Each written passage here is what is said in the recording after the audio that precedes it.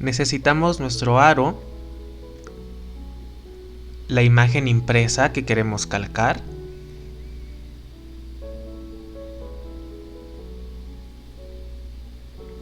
la tela en la que vamos a bordar, en este caso es yute, tijeras, un marcador y mi aguja para bordar.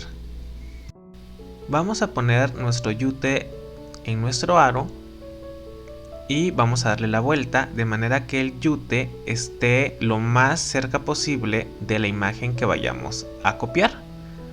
Y ahora con nuestro marcador vamos a ir marcando todo el contorno de la imagen.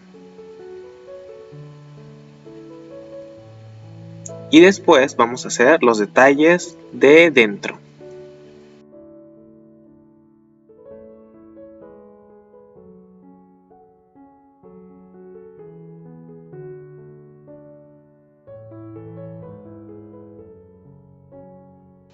Y ahora vamos a desmoldar nuestro aro y vamos a darle la vuelta para que lo que teníamos hace rato como la parte de atrás sea la parte de enfrente y nos quede la parte más remarcada de nuestra imagen al frente. Y listo. Y ya saben, si les gustó esta idea, denle like, suscríbanse y nos vemos pronto. Bye.